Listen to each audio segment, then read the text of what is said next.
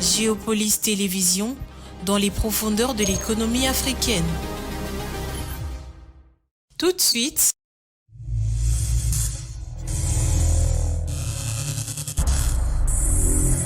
le journal.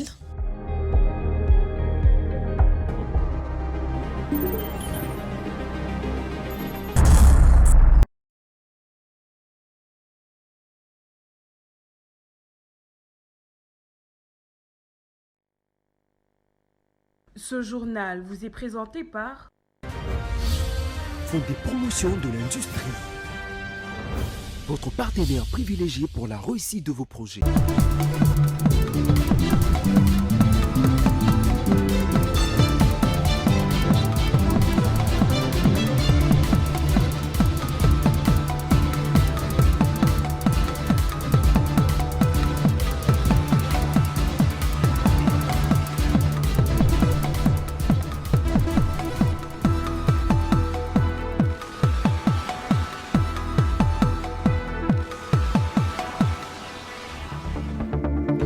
L'armée congolaise dément l'information faisant état du massacre de 300 personnes à Moba dans le Tanganyika. C'est le général Sylvain Ekenge, porte-parole des FARDC, qui a fait ce démenti. Et puis dans le Haut-Katanga, 3 chauffeurs ont été tués dans des circonstances tragiques, provoquant une vive réaction de la population. La police nationale était sur place pour calmer les esprits et écouter les doléances des habitants. Enfin, à l'international, le soutien de la Banque africaine de développement reste crucial pour les États fragiles en Afrique qui abritent 40% de la population. C'est l'heure de vous informer, mesdames et messieurs, bonsoir et bienvenue dans ce journal. L'armée congolaise dément l'information faisant état du massacre de 300 personnes à Moba dans le Tanganyika. Pour les FARDC, il n'y a jamais eu massacre de plus de 300 personnes dans cette partie du pays. Cette information n'est qu'une manipulation des personnes mal intentionnées, a souligné le général Sylvain Ekenge, porte-parole des FARDC. Les FARDC contredisent l'Assemblée nationale dont le président Vital Kamerhe avait fait observer 1 minute de silence en hommage aux victimes qui n'ont jamais existé, selon le général Ekenge, que je vous propose d'écouter. Les forces armées de la République démocratique du Congo ont suivi, comme tout le monde, l'information faisant état de 318 personnes tuées dans la nuit de samedi 14 à dimanche 15 juin 2025 dans le territoire des Moba, en province du Tanganyika. À ce sujet, les forces armées de la République démocratique du Congo portent à la connaissance de l'opinion nationale et internationale qu'aucun massacre d'une telle ampleur n'a eu lieu dans la nuit du 14 au 15 juin 2025 dans le territoire des Moba. L'information sur les prétendues 318 personnes tuées, rendues publiques sans vérification préalable, est fausse et dénuée de tout fondement. En effet, faisant les bilans sécuritaires du territoire, la société civile locale a plutôt stigmatisé l'activisme du groupe armé Mutono, à la base d'une dizaine de morts depuis 2024 au groupement Maseba dans la chefferie des Kansabala, en territoire des Moba, sous l'impulsion du gouverneur de la province du Tanganyika. L'administrateur de Moba a réussi à gérer la situation avec sagesse et professionnalisme. Les forces armées de la République démocratique du Congo demandent à l'opinion de ne pas céder à la désinformation, la manipulation et l'intoxication véhiculées par les personnes mal intentionnées dans le but de nuire à leur crédibilité. Elle dénonce également la récupération de cette fausse information à des fins politiques et propagandistes.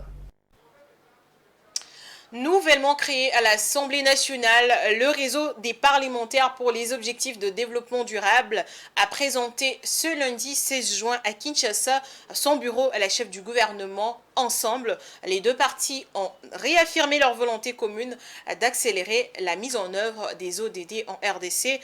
Écoutons à présent le président de ces réseaux, l'honorable John Banza. Le réseau des parlementaires pour les objectifs de développement durable a été officiellement installé à l'Assemblée nationale par le président de l'Assemblée nationale. Le réseau, qui comporte une soixantaine d'élus, se concentre sur les objectifs de développement durable. Alors aujourd'hui, nous sommes venus présenter le bureau du réseau des ODD à son Excellence Madame la Première ministre, parce que nous avons un rôle à jouer dans la législation, dans la budgétisation et dans le contrôle. Bien, nous avons remarqué que le gouvernement conduit par son Excellence Madame la Première ministre fait des efforts. Aujourd'hui, il y a déjà 18% de réalisations, ce qui est au-delà de la moyenne mondiale.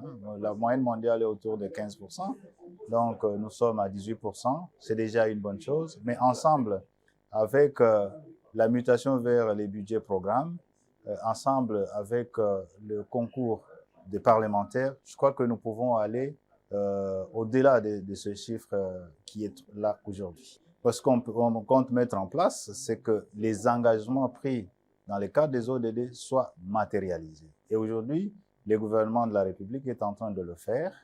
Il le fait déjà au-delà de la moyenne, dans un contexte extrêmement difficile.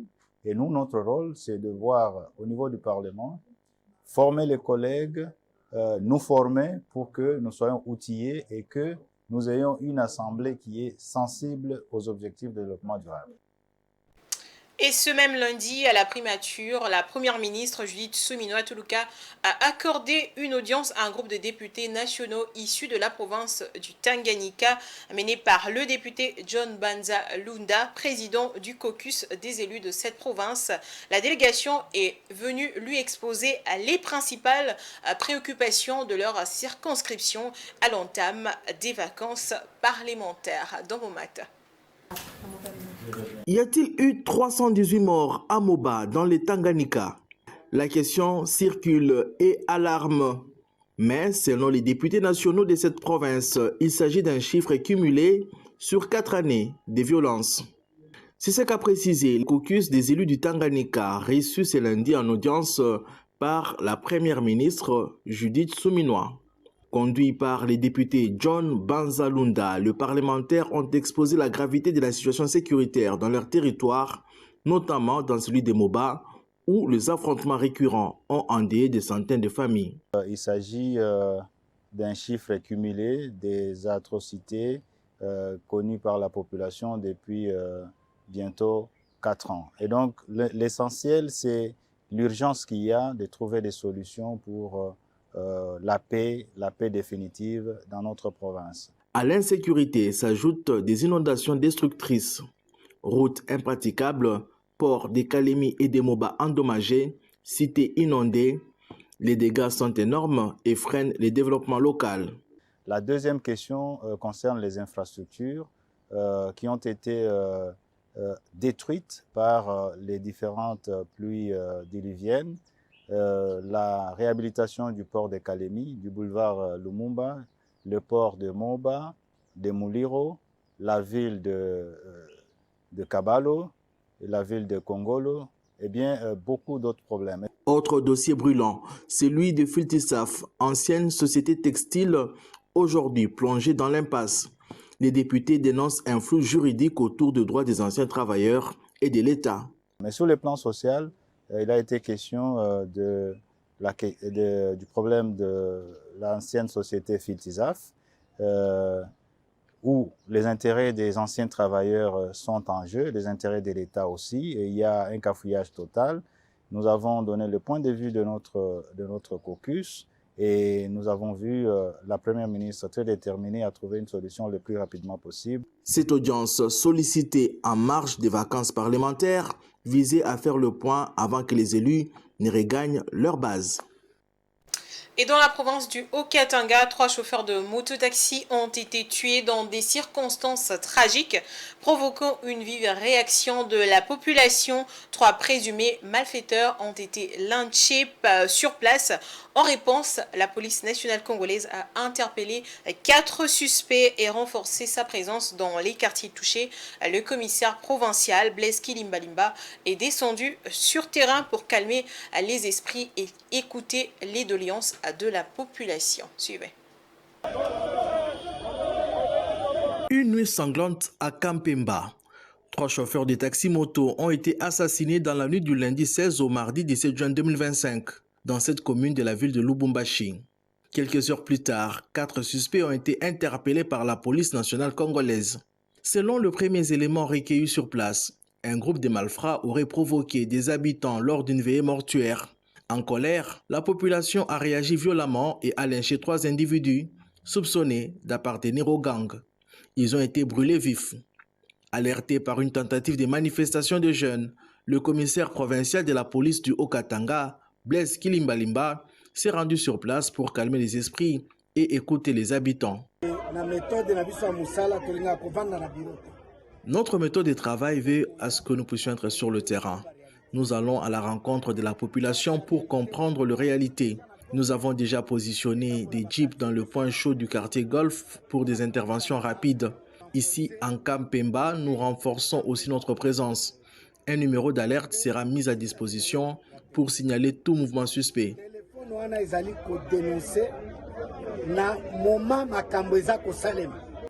Les 4 suspects arrêtés sont désormais entre les mains de la justice. Ils devront répondre de leurs actes selon la police. Le chef de la police s'est aussi rendu auprès de plusieurs familles victimes d'un cambriolage la veille. Ils ont essayé de vérifier dans la parcelle s'ils étaient encore là, mais ils ont quand même pris beaucoup de temps avant de venir sur place. C'est très réconfortant déjà de voir le général, c'est très réconfortant lui-même en personne et on se rassure. Et ça en fait, ça nous rassure parce que c'était très stressant déjà pour nous en tant que locataires ou dans cette maison. Mais nous sommes très rassurés par leur présence et nous espérons seulement avoir un résultat favorable. Cette présence sur le terrain s'inscrit dans une stratégie plus large de lutte contre l'insécurité urbaine. La police provinciale multiplie les contacts avec la population pour identifier le poche de criminalité et tenter d'y apporter des réponses durables. Et dans le secteur du transport, un petit imbroglio règne notamment autour de la validité d'un moratoire signé par le ministre de Transport en mars dernier, suspendant temporairement les contrôles liés au permis de conduire jusqu'au 30 juin 2025. Malgré cette mesure en faveur des certains conducteurs de véhicules, malgré cette mesure en leur faveur, certains conducteurs de véhicules disent ne pas être prêts à se plier au prix jugé exorbitant pour acquérir ce document. Certains vont jusqu'à s'opposer à l'exigence du test qui précède l'obtention du permis. Pour quelles raisons? La réponse dans ce reportage de Rachel Misenga et J.K. Tamba.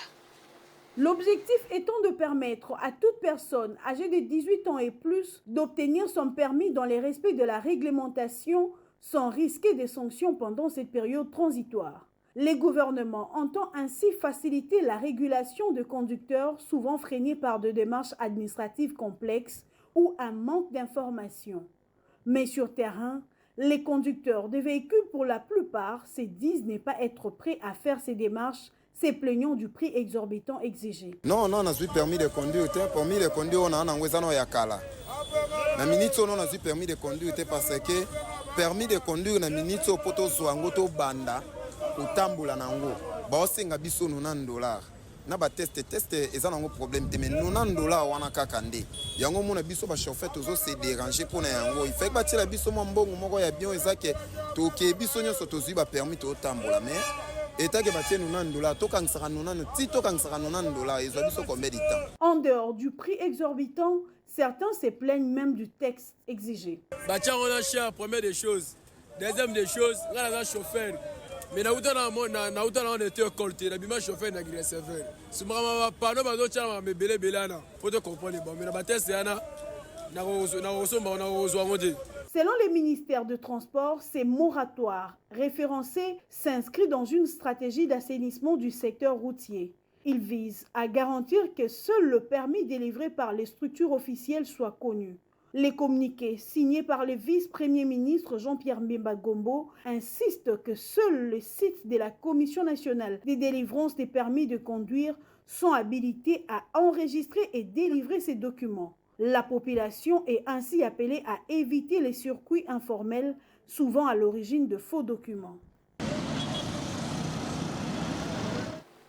Le vice-premier ministre, ministre des Transports, Voies des Communications et Désenclavement, Jean-Pierre Mbemba, a reçu ce lundi 16 juin 2025 une délégation de la société DP World venue faire le point sur l'état d'avancement des travaux de construction du port en eau profonde de Banana dans le Congo central. De plus amples détails avec Dieudonné Boinali.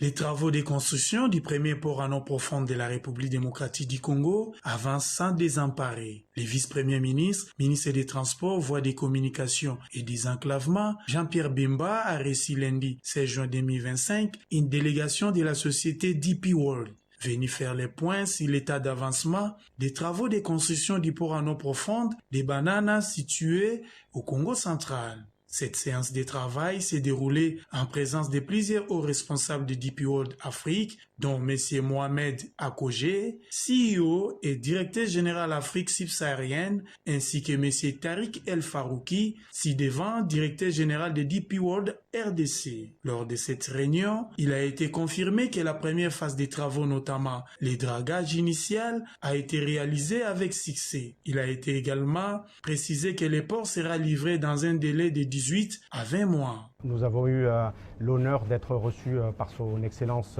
Monsieur le Vice-Premier ministre des Transports et donc avec toute la délégation de DP World qui est venue de Dubaï pour faire un point de projet très précis sur tous les avancements qui ont été effectués depuis le début de l'année, notamment depuis la signature du contrat de construction du port en eau profonde qui a lancé les grands travaux au mois de mars 2025. Donc nous avons effectivement complété la première phase des travaux de dragage avec grand succès et nous avons fait un état des lieux des prochaines étapes pour les prochains 6 à 12 mois à son Excellence le Vice-Premier ministre. Donc tout est en ordre et nous espérons délivrer ce projet le plus rapidement possible. Les prochaines étapes principales sont, on va démarrer les travaux de dragage avec une deuxième drague qui va venir sur le site dans les prochains 30 à 40 jours. Donc c'est une drague qui est en cours d'importation et nous avons également le constructeur qui commence toutes les importations des équipements pour les grands travaux du port en eau profonde de Banana. À quand l'inauguration, qui vivra verra. Nous discutons sur ce sujet ce soir avec Dieudonné Boinali qui est avec nous. Bonsoir à vous. Bonsoir Damani Moujima. Alors Dieudonné Boinali, quelles sont les retombées économiques et sociales attendues une fois que les travaux de la construction du port en eau profonde de Banana seront terminés? Bon, merci Damani Moujinga pour la question. La construction du port en eau profonde de Banana constitue un enjeu économique pour la République démocratique du Congo avant, pendant et voire même après la construction de ces ports. En ce qui concerne les enjeux économiques, pendant la phase de construction, ces ports constituent une aubaine pour les cimenteries congolaises et fabricants des barres de fer et autres matériels et matériaux de construction. Pendant toujours cette phase, même après l'inauguration, ces ports vont créer plus ou moins 85 000 emplois directs et indirects, en plus des retombées fiscales en termes de paiement d'impôts et taxes pour les trésors publics. Là, je suis en train d'évoquer l'augmentation des recettes publiques. Ces ports vont booster aussi l'économie dans les corridors ouest, et plus précisément dans la province du Congo central et celle de Kinshasa. Ces ports vont renforcer aussi l'indépendance économique de la République démocratique du Congo.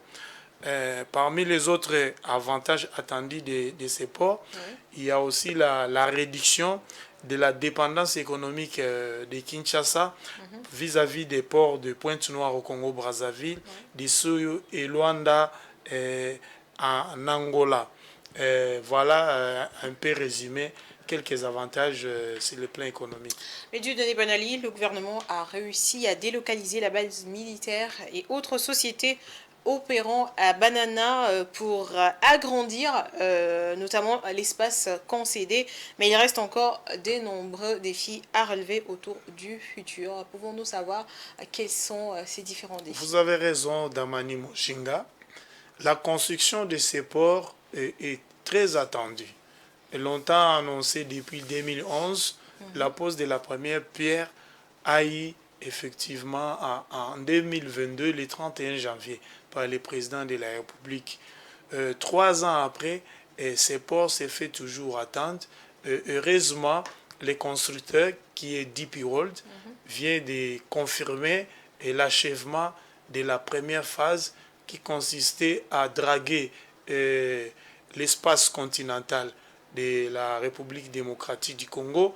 Et les constructeurs, grâce aux efforts du gouvernement, a réussi à récupérer l'espace voulu et concédé. Il fallait délocaliser la base militaire de Banana, qui est une base navale en grande partie, et délocaliser les sociétés opérant au niveau des bananes. Il y avait l'ONATRA, la compagnie des voies maritimes et d'autres sociétés et prestataires. La voie maintenant est dégagée pour la construction de ces ports. Maintenant, il y a des défis. Ces ports vont occasionner un exode rural, un déplacement massif de la population à la recherche de l'emploi. Or, en ce moment, à Banana, il se pose un sérieux problème de desserte en eau potable. Il se pose aussi un problème en termes de desserte en énergie électrique. L'électricité que nous trouvons à Banana, Damani Mujinga, est issue de la transformation d'une partie du gaz brûlé par Perenco pour les transformer en électricité. Voilà. Maintenant, les investisseurs qui vont venir pour construire des hôtels, terrasses et autres sites touristiques, même les effets d'entraînement qui vont s'en suivre, parce qu'il y aura d'autres opérateurs économiques qui viendront y installer. Ils ont besoin de l'électricité, ils ont besoin de l'eau, ils ont besoin aussi de la route. Il faut de plus en plus urbaniser cette partie. Au niveau maintenant du gouvernement, on doit aussi anticiper. La route nationale numéro 1, elle est très étroite, elle n'a qu'une bande aller et une bande retour. Nous connaissons déjà les problèmes des embouteillages avec la circulation des camions poids lourds entre les deux provinces, Kinshasa et le Congo central. Il faudra soit agrandir la RN1, la faisant passer d'une bande à 2, 3, voire même 4 bandes. Ou carrément revenir au vieux projet de voie ferrée belge qui s'est limité à Ilebo, joindre Ilebo à Matadi, et on aura réussi à joindre Ilebo et Kinshasa. Comme ça, les gros des cargaisons de marchandises pourra passer par la voie ferrée. D'ailleurs, Mobutu, en construisant le pont Marshall, avait prévu un passage souterrain pour la voie ferrée. Sinon, ces cargaisons vont avoir une incidence sur la durée de vie de la RN1 qui a déjà des sérieux problèmes. La durée de vie de nos routes vont en subir un grand coup. Voilà quelques défis à relever par les gouvernements de la République démocratique du Congo. Voilà, merci à vous, Dieudonné Bonali. Merci aussi à vous pour l'invitation. Poursuivons avec ce journal. D'ici peu, la ville de Bunia sera complètement électrifiée, ceci grâce à la réhabilitation de la centrale hydroélectrique. Le vice-gouverneur policier de l'Ituri, le commissaire divisionnaire principal, Raous Tchaloué, a effectué une descente à Boudana ce lundi 16 juin 2025 pour s'imprégner de l'évolution des travaux de la dite centrale.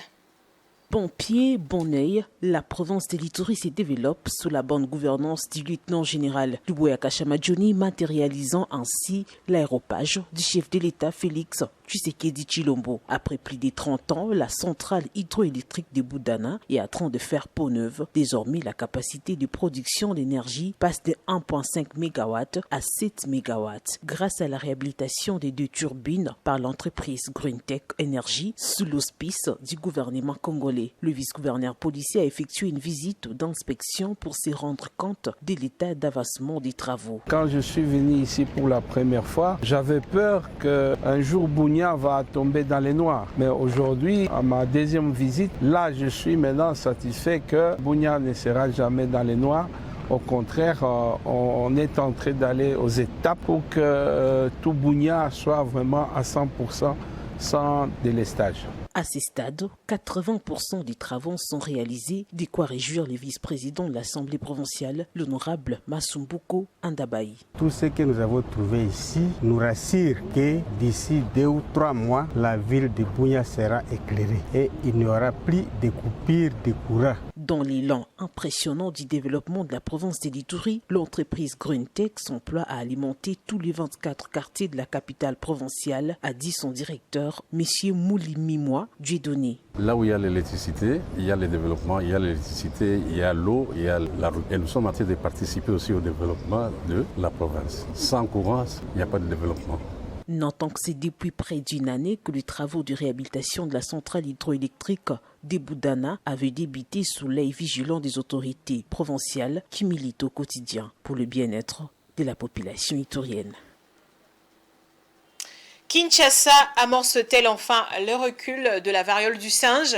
Les derniers chiffres sont encourageants. Les cas diminuent, les lits se libèrent et la vaccination s'intensifie. Pourtant, malgré les signes d'amélioration, la vigilance reste de mise avec plus de 23 000 cas confirmés depuis le début de l'épidémie et Kinshasa concentrant encore 37% des cas positifs. Les autorités sanitaires appellent à ne pas relâcher les efforts. La variole du singe est-elle enfin en train d'être éradiquée à Kinshasa autant que dans le reste du pays? La tendance actuelle est encourageante. Les nombres de contaminations et les taux d'occupation des lits sont en nette baisse. Mais les défis sanitaires restent entiers, notamment du côté de la vaccination. C'est ce qu'a révélé la réunion stratégique hebdomadaire sur l'Mpox tenue ce lundi à Kinshasa.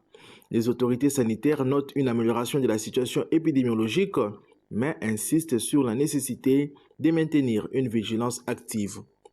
Une étape majeure a été franchie avec le lancement du vaccin LC16 dans la zone de santé de Bumbu le 14 juin dernier.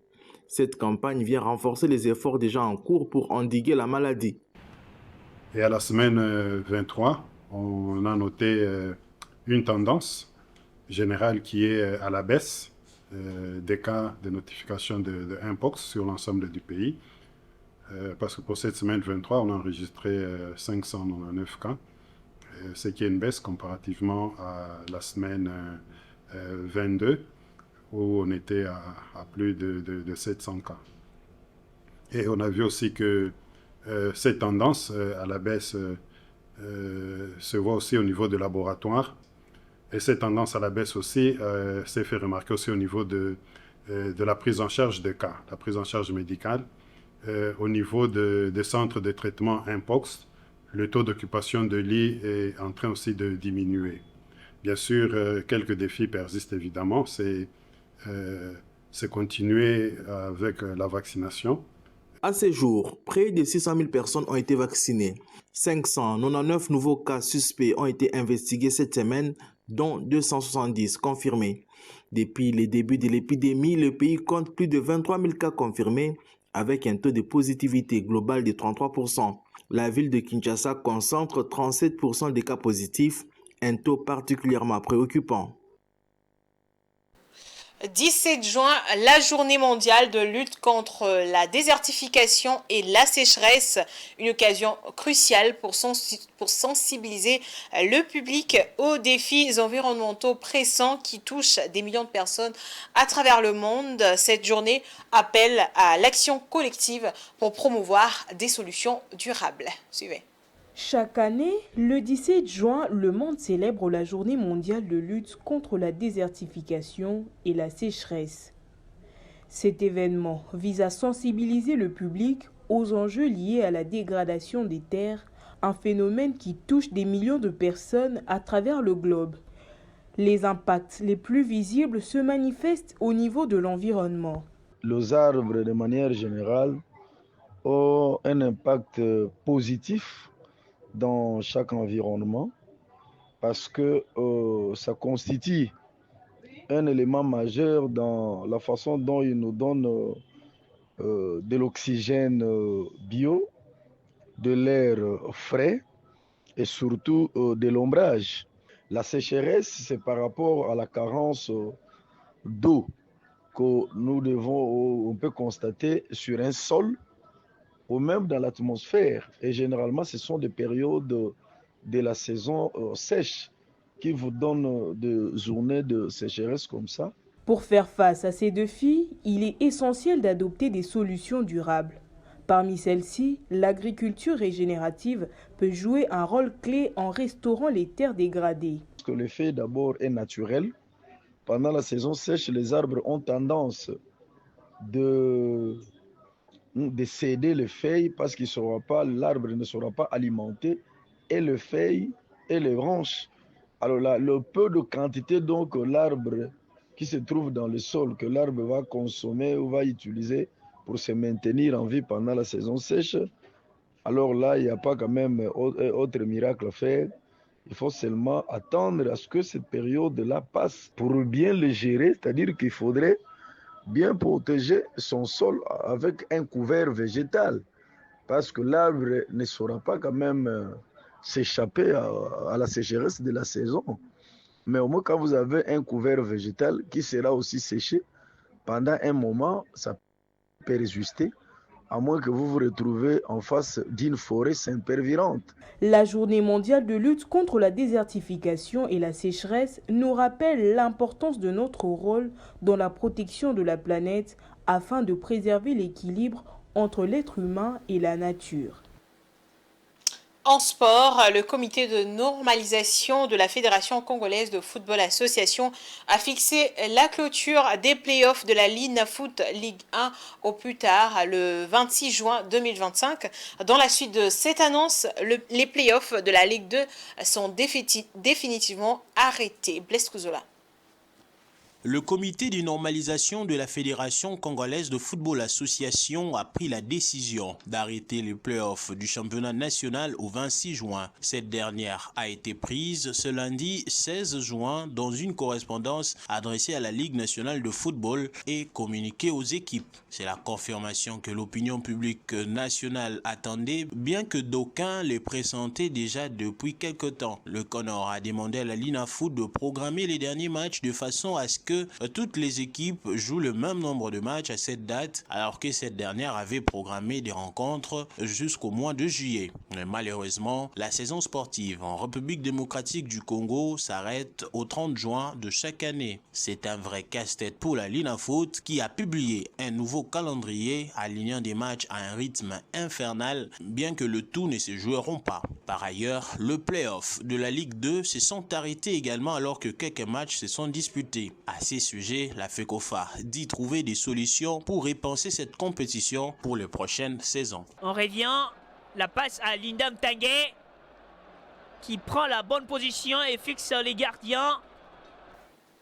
L'actualité, c'est aussi en dehors de la République démocratique du Congo. Place à présent à la page internationale.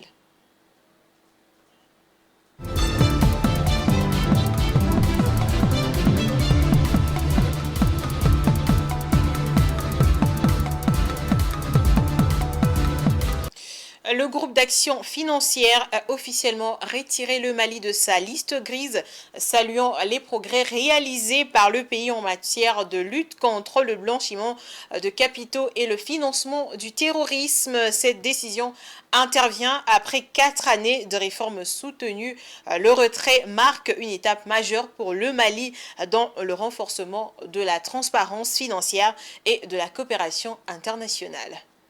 Les Mali ne plus soumis à la surveillance renforcée du groupe d'action financière. Le pays a été officiellement retiré de la liste grise, une reconnaissance de ses efforts soutenus dans la lutte contre les blanchiments des capitaux et le financement du terrorisme. L'IGAFI a toutefois recommandé au Mali de poursuivre sa collaboration avec les groupes intergouvernementaux d'action contre les blanchiments d'argent en Afrique de l'Ouest afin de consolider et maintenir les avancées réalisées dans ces domaines.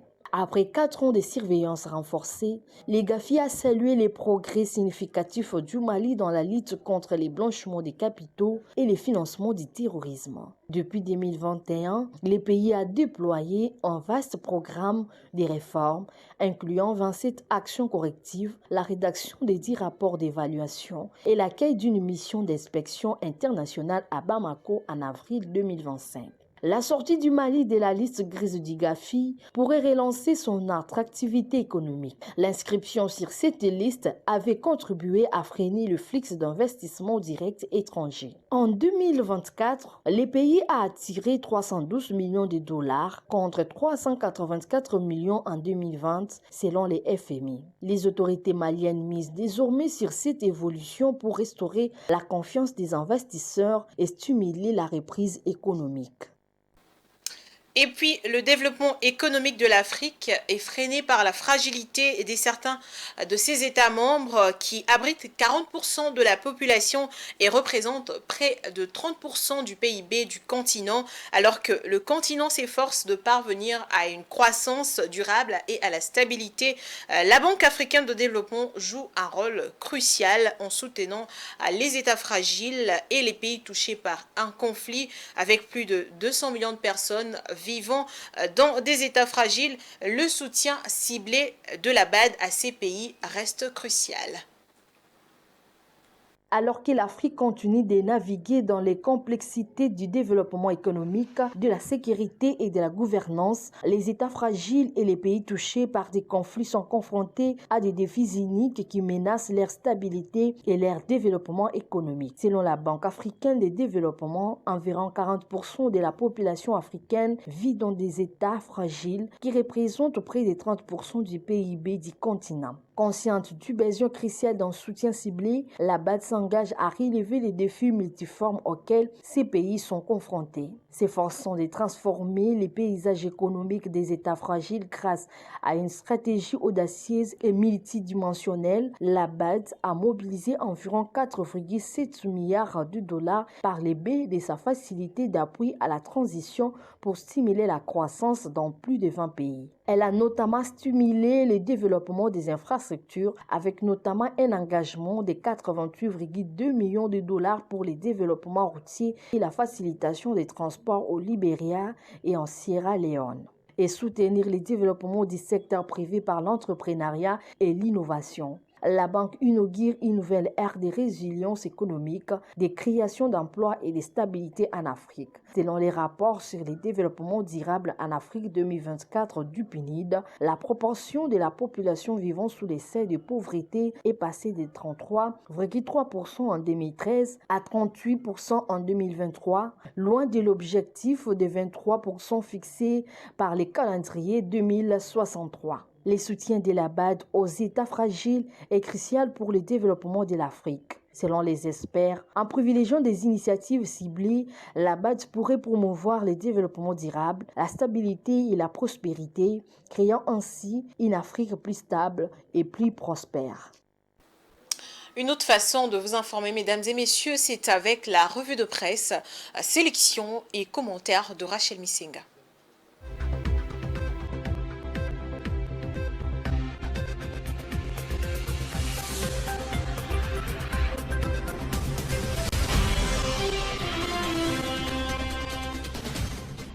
Mesdames et messieurs, bonsoir. Ouvrons cette revue avec un dossier justice. Firmin Vondé interdit Constant Moutamba de quitter Kinshasa, révèle Forum 2As. Dans une lettre lui adressée, le procureur général Vondé a informé le directeur général de la Direction générale des migrations de cette décision. Cette mesure, explique Setur7.cd, fait suite à l'accord de l'Assemblée nationale concernant la requête du procureur général sollicitant l'autorisation d'engager de poursuites contre Moutamba. Ce dernier est accusé de détournement des deniers publics en application de l'article 145 du Code pénal, livre 3. Toujours en justice, plus de 6 décennies après l'assassinat de Patrice Emery Lumumba, renchérit de son côté Info 27, le parquet général belge a demandé le renvoi d'Étienne d'Avignon devant les tribunaux correctionnels pour participation aux crimes de guerre. Ces diplomates belges, aujourd'hui âgés de 92 ans, est les derniers survivants parmi les personnalités visées par une plainte déposée en 2011 par la famille de l'ancien Premier ministre congolais.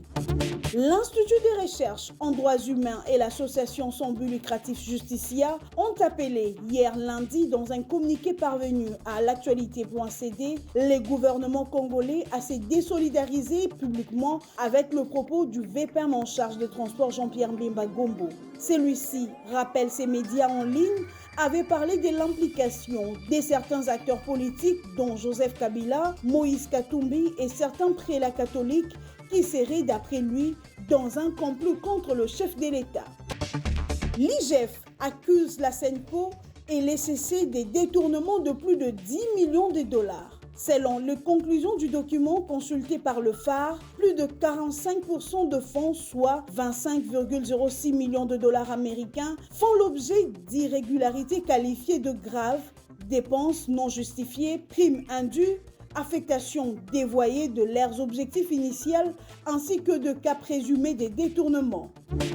Sur le plan sécuritaire, les hauts commissaires de l'ONU aux droits de l'homme, Volker Turk, relayé par Radio-Okapi.net, qualifient de grave et alarmante la situation dans l'est de la RDC. Dans une présentation faite hier lundi devant le Conseil des droits de l'homme de l'ONU à Genève, il a décrit de violations et atteintes aux droits humains d'une ampleur et étendue effrayante. Enfin, massacre fictif à Moba. 318 morts, annoncé, une intox relayée par Vital Caméré, déplore Info 27. Mais dès le lendemain, les démentis tombent. Aucun massacre, aucune attaque massive n'a eu lieu en cette nuit-là. Les chiffres avancés correspondaient en réalité à un bilan cumulé sur 2 années mal interprété et mal relayé. Mesdames et messieurs, fin de cette revue de presse. Bonsoir chez vous.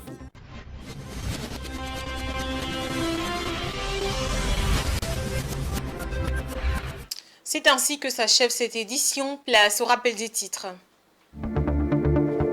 L'armée congolaise dément l'information faisant état du massacre de 300 personnes à Moba dans le Tanganyika. C'est le général Sylvain Ekenge, porte-parole des FRDC, qui a fait ce démenti. Et dans le Haut-Katanga, 3 chauffeurs de mototaxi ont été tués dans des circonstances tragiques, provoquant une vive réaction de la population. La police nationale était sur place pour calmer les esprits et écouter les doléances des habitants. Enfin, à l'international, le soutien de la Banque africaine de développement reste crucial pour les États fragiles en Afrique qui abritent 40% de la population. Ce journal est complètement terminé, mesdames et messieurs. Merci à vous de l'avoir suivi. Surtout, restez branchés au programme de Géopolis Télévision. Au revoir.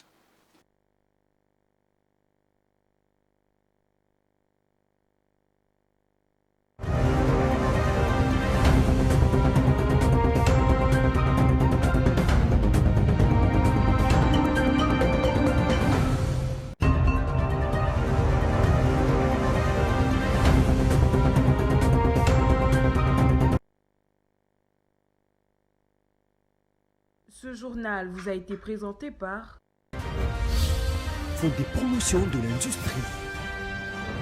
Votre partenaire privilégié pour la réussite de vos projets.